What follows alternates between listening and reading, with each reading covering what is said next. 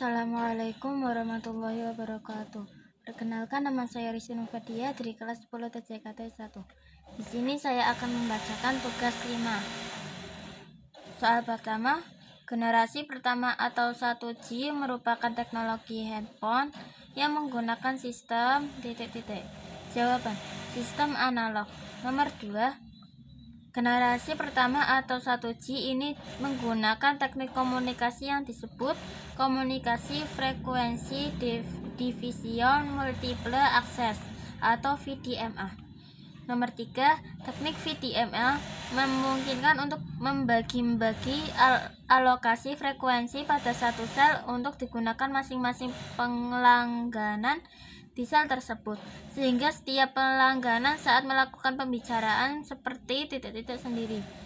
Jawaban nomor 3, frekuensi sendiri. Nomor 4, sebutkan 8 yang termasuk teknologi 1G. 1. AMPS, 2. NMT, 3. HICPE, CAP. Nomor 4, TACS, 5. C450, 6. CNETZ, Mobitex, data TAC. Nomor 5, kepanjangan dari NMT yaitu Nordics Mobile Telephony. Nomor 6, kepanjangan dari AMPS yaitu Advanced Mobile Phone Service. Nomor 7, kemampuan teknologi 1G ini hanya bisa dilayani komunikasi titik-titik saja, tidak dapat melayani komunikasi data dalam kecepatan tinggi dan besar.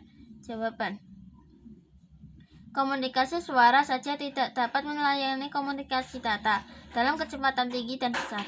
Nomor 8, sebutkan 4 kelemahan dari teknologi 1G. Jawaban, kapasitas trafik yang kecil, jumlah pelanggan yang dapat ditampung dalam satu sel sedikit, pengumuman spektrum frekuensi yang boros karena satu pengguna menggunakan satu buah kanal frekuensi, derau intermodulasi, suara tidak jernih. Nomor 9, pada awal tahun 90-an untuk pertama kalinya muncul teknologi jaringan seluler digital yang hampir bisa dipastikan memiliki banyak kelebihan dibandingkan dengan teknologi jaringan analog. 1G seperti suara lebih jernih, keamanan lebih terjaga, dan kapasitas yang lebih besar. Kalimat tersebut merupakan keterangan dari 2 generasi kedua. Nomor 10, GSM muncul terlebih dahulu di Eropa, sementara di Amerika mengandalkan A dan B pertama mereka. Jawaban, GSM, ADMPS, dan Qualcomm CDMA pertama mereka.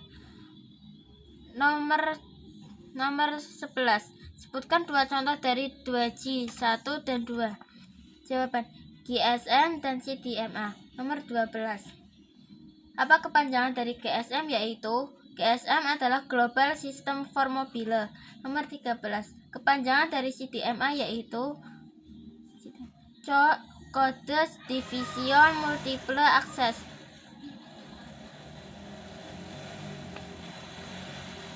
CDMA, Code Division Multiple Access. Nomor 14, generasi kedua memiliki fitur CSD sehingga transfer data lebih cepat, yaitu sekitar titik-titik kbps, sekitar 14,4 kbps.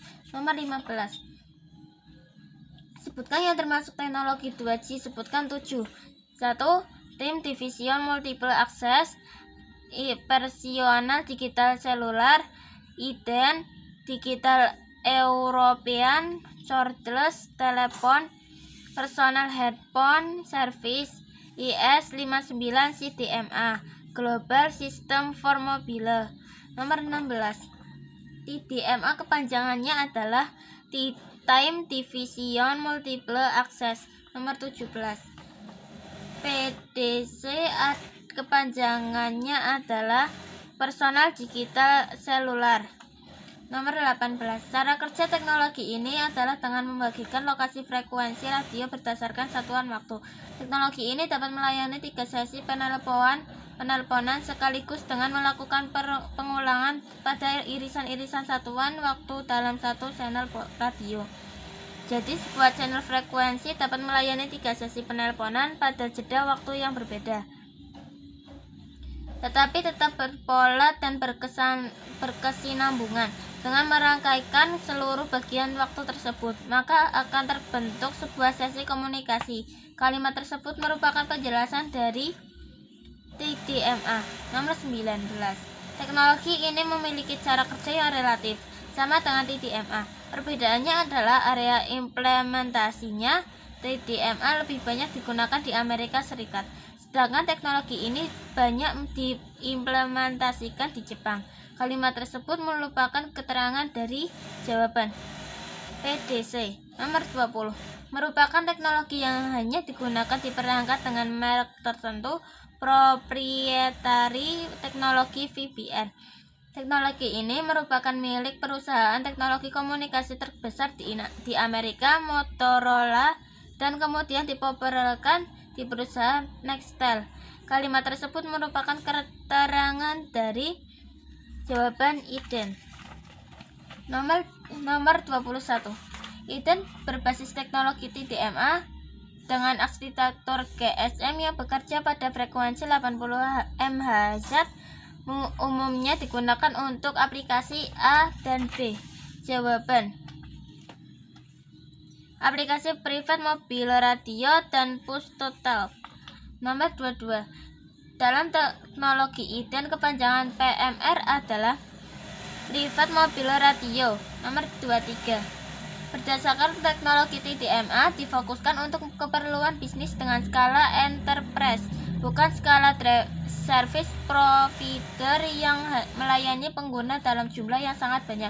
Kalimat tersebut merupakan keterangan dari Digital European Cordless Telephone. Nomor 24. Contoh dari aplikasi teknologi DECT adalah A dan B. Jawaban: wireless, PPX, dan intercom antar telepon wireless. Nomor 25. Ukuran sel radio yang tidak terlalu besar menyebabkan teknologi ini hanya digunakan dalam rentan yang terbatas. Meskipun demikian, teknologi DECT mengalokasikan bandwidth frekuensi yang besar, yaitu sekitar titik-titik kbps per channel. Jawaban: 32 kbps per channel. Nomor 26. Pengalokasian bandwidth frekuensi yang besar dalam teknologi DECT menghasilkan kualitas suara atau data yang lebih baik dan format standar.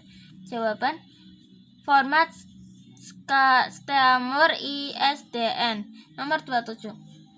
Merupakan teknologi yang dikembangkan dan diimplementasikan di Jepang.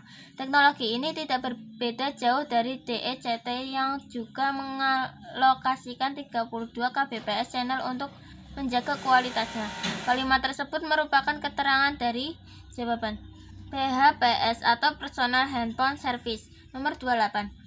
Teknologi PHPS difokuskan untuk kepentingan di dalam lingkungan populasi tinggi sehingga titik-titik area VBR tidak terlalu luas. Jawaban: coverage area VBR tidak terlalu luas. Nomor 29. Biasanya teknologi PHS menempatkan titik-titik di lokasi sekitar area keramaian seperti mall dan perkantoran. Jawabannya, BTS di lokasi di sekitar area keramaian seperti mall dan perkantoran. Nomor 30. Perbedaan dari teknologi 2G lainnya dengan teknologi ini berbasis kode division multiple access. Teknologi ini kanal frekuensi yang digunakannya. Kalimat tersebut merupakan keterangan dari nomor 30. Jawaban IS95 CDMA. 31. Frekuensi yang digunakan pada teknologi IS95 CDMA adalah titik-titik MHz, namun terdapat varian lain yang berbeda di frekuensi 1900 MHz. Jawaban: 80 MHz. Nomor 32.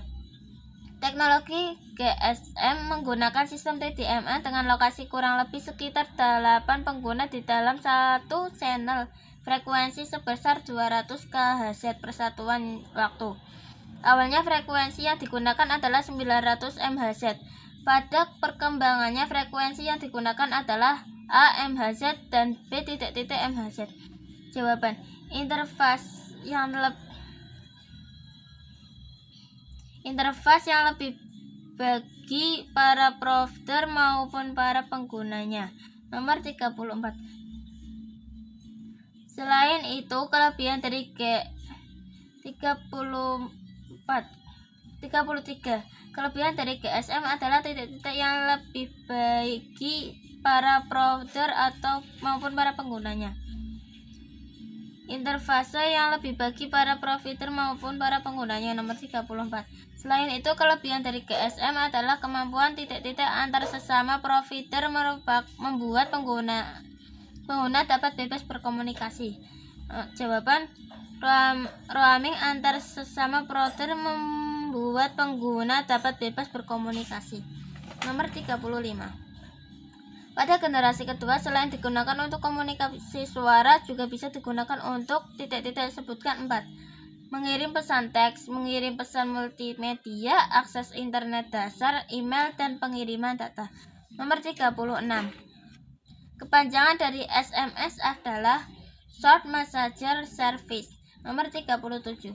Transfer data pada teknologi wireless generasi kedua atau 2G dengan kecepatan maksimal BPS. Jawaban: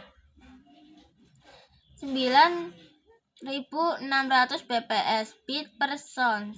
Nomor 38. Kecepatan transfer data pada teknologi wireless generasi kedua atau 2G cukup untuk mengirimkan. Sebutkan 3. Mengirimkan SMS, download gambar, atau ringtone MIDI. Nomor 39.